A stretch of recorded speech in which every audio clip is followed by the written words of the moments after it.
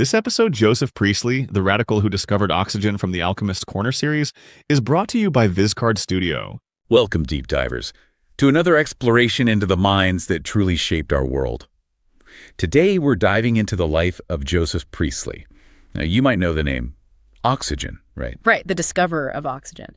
But there's so much more to his story. Exactly. We think it reveals something, well, far more profound. We're talking about a true polymath, someone amazing in so many different fields. Science, theology, education, politics. He was active across the board. And what we really want to dig into is how his incredible journey across all these areas was fundamentally shaped by his background. Yes, his origins in dissenting Protestantism. This was 18th century England. Dissenting Protestantism. Remind us. Sure. These were Protestants who didn't conform to the established Church of England.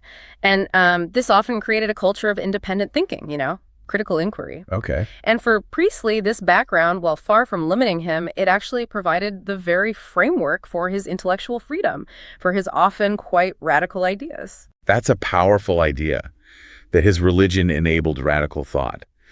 So our mission today is to uncover those surprising connections. We've been digging into biographies, his own extensive writings, letters. Respondents, yeah. To really get how his deeply held beliefs drove him to question, well, pretty much everything. From the nature of God itself to, the composition of air. And ultimately championing liberty in all its forms. Exactly. So you can expect an engaging exploration of how that relentless pursuit of truth, which really is characteristic of those dissenting roots, showed up in this just astonishing range of contributions. It really shows why that questioning spirit is so essential for, well, real intellectual progress. Let's dive in. Okay, so let's start at the beginning. The early crucible, you could say, that forged this questioning mind. Right. Joseph Priestley, born into a dissenting family. They were cloth makers in Yorkshire. And tragedy struck early, didn't it? It did. He lost his mother when he was only 6. He was then raised by his aunt, who he described really warmly, I remember reading. Truly a parent, pious and excellent. Yes, and she saw his intelligence. She made a crucial decision. He should become a minister, not follow the family trade. That's a big shift. Steered him towards intellectual life right away. A huge break. And what's really insightful is his youth. Around 16 to 19, he had these profound spiritual struggles. With Calvinism, right? Yeah. Strict doctrines like election, original sin. Exactly. The idea that your fate's predetermined, humanity's inherently flawed. Tough stuff for a young mind. And his local minister, John Kirkby, wasn't much help, apparently. Right. Didn't really soften those harsh doctrines publicly.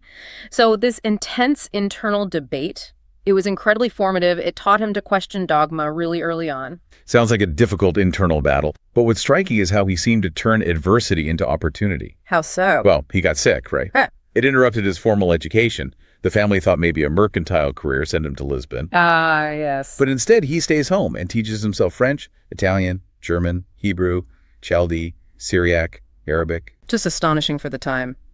Probably used a polyglot Bible to help. How does that kind of intense self-teaching connect back to that dissenting spirit you mentioned? Oh, it speaks volumes. That inherent drive for knowledge, the self-reliant approach to finding truth, it's a hallmark of dissent. Okay. And his education didn't stop there. He had a mathematics tutor, Reverend George Hagerstone. Right, the one Priestley credited with bringing him out of the dark hole of Calvinism. That's the one. Hagerstone apparently worried he'd spoilt the finest genius by, broadening his views. But it wasn't just liberal theology. What else? The exposure to mathematical logic itself. It shaped his analytical thinking, even though, interestingly, Priestley later tended to avoid really deep quantitative maths in his own experiments. That's interesting. So the method of rational thinking was maybe more influential than the subject itself for him. Seems that way. Yeah. And his very first sort of publication, it was just some verses praising Peter Ennett's shorthand manual. Yeah. But it sparked a correspondence. And young Priestley, apparently, very strenuously maintained the doctrine of liberty against determinism. Already debating free will versus necessity. That theme really stuck with him, didn't it? Absolutely. It shows those early seeds of radical thought, that innate drive to argue for freedom in all its forms. And this intellectual awakening, it really took off at Daventry Academy. It did. Crucially, he chose Daventry. He rejected a stricter Calvinist academy, Marriott's, because it demanded adherence to rigid beliefs. So Daventry was different. Very different. Under Dr. Doddridge, and later Caleb Ashworth, it was unique.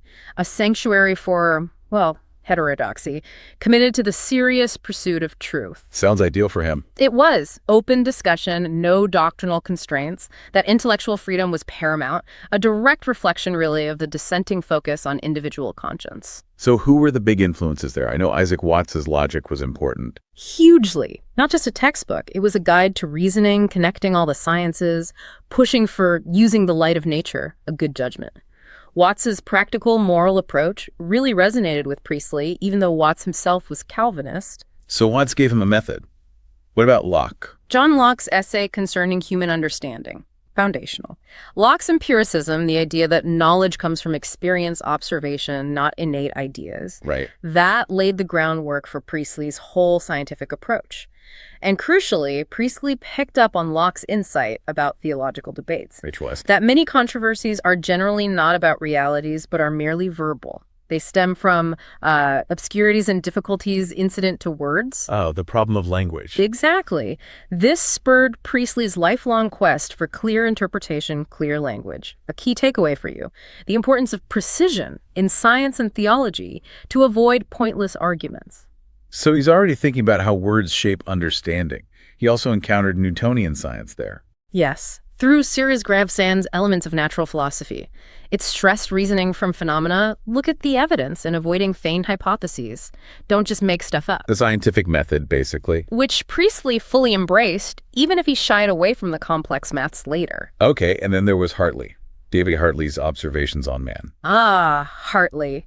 This was, and this is Priestley's own words, the work that produced the greatest and, in my opinion, the most favorable effect on my general turn of thinking through life. Wow, what was so impactful? It cemented his belief in philosophical necessity, determinism, and it freed his piety from the rigor of Calvinism. How so? Hartley blended mechanistic psychology with religion. He suggested we naturally perceive God's will through the association of ideas in our minds. This idea, Hartleyan associationism, became central to Priestley. Central how? He ranked Hartley's book second only to the Bible. Second only to the Bible. That's Yeah. quite something. It is. And these influences, Watts, Locke, Gravesand, Hartley, they led him towards Arminianism, which stresses free will, ironically, given the determinism. A bit of tension there. A bit. Then Arianism, the idea Christ was created subordinate to God, and that firm belief in determinism. All pretty heterodox views back then. Caused friction later, you said. Oh, yes. With his career, even with his own family. But Daventry wasn't all intense study, was it? No. There are accounts of lively student social life, evening parties, games like Crambo, That's Crambo. a rhyming game, apparently, Yeah. guessing words from clues, and, flirting with girls like a Miss Carrot. Miss Carrot, love it. It shows the human side, doesn't it? And the budding polymath wasn't just a brainiac. Definitely had some color. But his first job after Daventry, it wasn't so rosy. No, Needham Market. His first ministerial post, it was tough. A low despised situation, meager salary. And his stammer got worse. Yes, and his unorthodoxy didn't go down well. Yeah. General dissatisfaction was the phrase used. And this is where his candidness cost him. It did. His aunt, apparently influenced by his more orthodox brother Timothy, cut off his financial support. Rough start. Ouch. But adversity pushed him again, didn't it? Into education. Exactly. He moved to Nantwich, ran a grammar school, and here he really shone as an educator. The rudiments of English grammar came from this period. Yes, groundbreaking stuff. He argued English grammar needed its own rules, not just copying Latin structure. A philosophical grammarian, they called him. Because he was observational. He believed languages evolve naturally, regular growth, improvement, and declension, based on that Hartleyan associationism again. Connecting language development to how the mind works. Precisely. Seeing language as this evolving system based on observation, it shows that dissenting impulse to question dogma even applied to grammar. Way ahead of his time. And after Nantwich. Warrington, a prosperous town, the Athens of North England, a much better environment for him, more liberal and less painful. His talents really flourished there. And he found personal happiness, too. Marriage. Yes, 1762, married Mary Wilkinson. Seems like a very happy match. Mary was charming and capable. They played cribbage every night. Apparently so. And there's that great story about her boxing his brother Timothy's ears. Oh, yeah, for criticizing Joseph's theology. Exactly. Shows her fierce loyalty and, well, the ongoing doctrinal clashes even within the family. Paints a vivid picture. It really does. And at Warrington, he was also shaking up education theories. Big time. Published an essay on a course of liberal education for civil and active life. He critiqued Oxford and Cambridge, arguing for practical, relevant studies. Stuff useful for real life, not just dusty classics. Right. He championed diversity of people and experiments and trials as vital for progress. It actually foreshadows arguments John Stuart Mill made later against state control of education. Interesting link. And he created those teaching charts. Innovative tools. His chart of biography, new chart of history. They visually mapped human progress, the rise and fall of empires. He was rethinking how to teach. So pushing for practical, adaptable knowledge.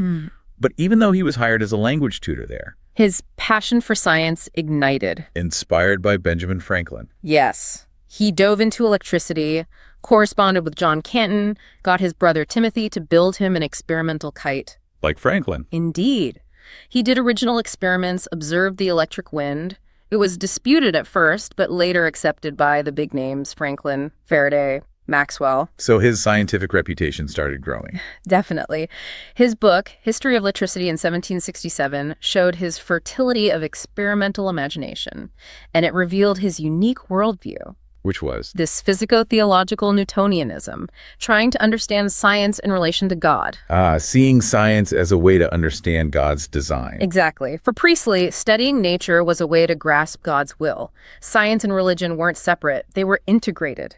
It reflects that dissenting idea that all truth, scientific or spiritual, is ultimately divine. And there's that fun little anecdote from around this time, the eraser.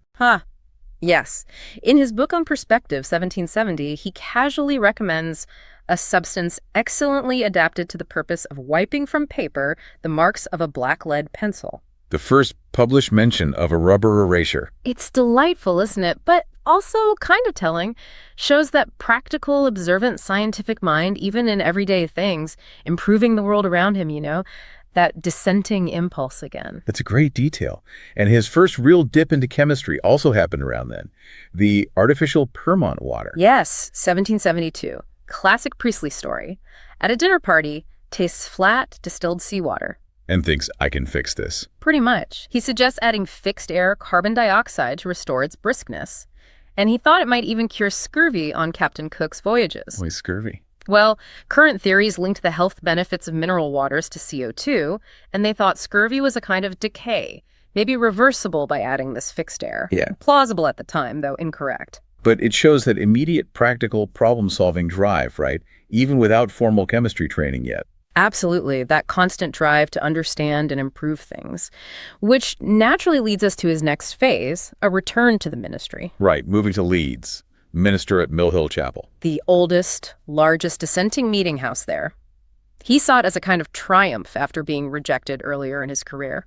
But he still kept his distance intellectually. Yeah. Even from relatives. Yeah, consciously avoided many relatives in the area, preferred his own path, that self-reliance, that intellectual independence, rooted in his dissenting background. It just defined him. And he still believed firmly in debate. Absolutely. That truth could be obtained through the competition of opposing views. It drove his constant engagement in controversies. And he even created a platform for it, the Theological Repository. Yes. A unique journal, started in 1769, for original essays, hints, queries, designed to foster open theological debate, just like a scientific journal would foster scientific debate.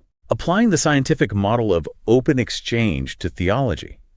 That really shows his commitment, doesn't it?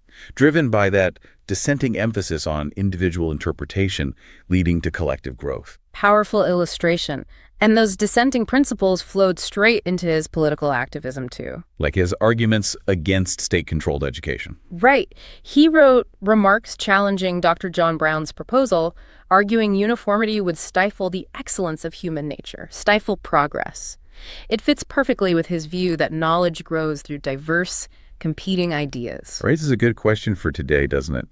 How much vibrancy do we lose with forced uniformity? It certainly does. And then there's his essay on the first principles of government from 1768. Advocating the greatest happiness for the greatest numbers. The famous utilitarian principle. It significantly influenced Jeremy Bentham. The whole utilitarian movement shows the lasting impact of his dissenting-fueled political ideas. Definitely ahead of the curve there, laying groundwork for major philosophical shifts.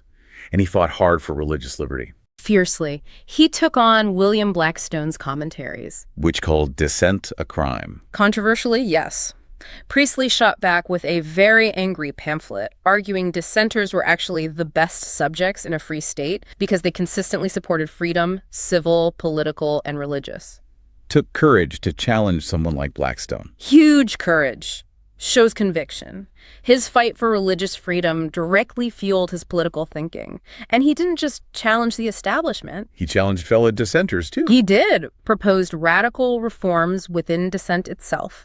Advocated for a system of elders focused on moral discipline, not enforcing specific doctrines. He knew it would be severely ridiculed by many of our free-thinking dissenters. So always challenging dogma, even on his own side, if he thought it served truth and morality. Exactly. He eventually left Leeds in 1773, took a position as librarian companion to Lord Shelburne. A move helped by his growing scientific fame. In large part, yes. So as we wrap up this deep dive, it seems clear. Priestley's dissenting background wasn't a constraint at all, was it? Not in the slightest. That emphasis on individual conscience, critical inquiry, pursuing truth through open debate, it was the absolute engine of his polymathic genius. He challenged dogma everywhere he went. Pulpit, lab, classroom, politics. Every arena. And his legacy, it really reminds us that progress often comes from questioning fundamental assumptions. Yeah. Doesn't matter the field. Absolutely. His journey just perfectly exemplifies how that deep commitment to truth can burst out in this astonishing variety of ways, all unified by that core dissenting spirit. It really comes together there. So as you reflect on Joseph Priestley's incredible journey, here's something to think about. In our age of, ever-increasing specialization, what can we learn from someone whose incredibly diverse work was all tied together by this profound belief? This belief in free inquiry, uncovering God's will, advancing human understanding, human happiness. What might your chosen field, whatever it is, gain from a similar spirit? That kind of boundless, unconstrained curiosity pushing past the accepted dogma to find new truths?